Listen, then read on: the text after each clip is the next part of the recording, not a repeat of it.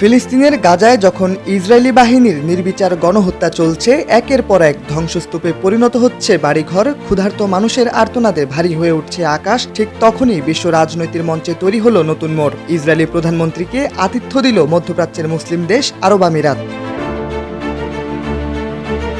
রোববার আবুধাবিতে ইসরায়েলের পররাষ্ট্রমন্ত্রী গিদিয়ন সাআরকে উষ্ণ অভ্যর্থনা দিয়েছেন আমিরাতের পররাষ্ট্রমন্ত্রী শেখ আবদুল্লাহ বিন জায়েদ আল নাহিয়ান। দেশটির সরকারি সংবাদ সংস্থা আমিরাত নিউজ এজেন্সি তাদের বৈঠকের খবরটি নিশ্চিত করেছে।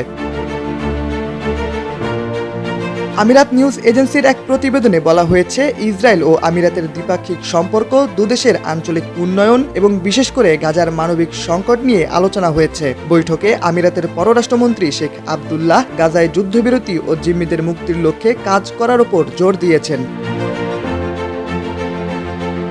বৈঠকের বিষয়ে সামাজিক যোগাযোগের মাধ্যম এক্সে ইসরায়েলের পররাষ্ট্রমন্ত্রী লিখেছেন, দ্বিতীয়বারের মতো আমিরাতের পররাষ্ট্রমন্ত্রীর সঙ্গে দেখা করতে পেরে তিনি সম্মানিত বোধ করছেন। মধ্যপ্রাচ্য ইসরায়েলের জন্য একটি বড় চ্যালেঞ্জ হতে চলেছে। গাজায় ইসরায়েলি বাহিনীর বর্বরতা দেখে স্তম্ভিত গোটা বিশ্ব।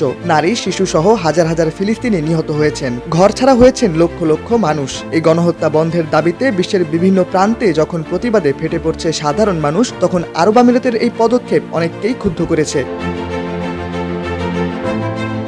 গাজায় চলমান ভয়াবহ পরিস্থিতিতে আরব আমিরাতের এই কূটনৈতিক পদক্ষেপ কতটা ভূমিকা পালন করতে পারে তা নিয়ে প্রশ্ন রাখছেন রাজনৈতিক বিশ্লেষকরা। আমিরাতের ইসরায়েলের সঙ্গে সম্পর্ক বজায় রাখা ফিলিস্তিনিদের ভবিষ্যৎকে কতটা প্রভাবিত করবে তা নিয়ে চিন্তিত সবাই।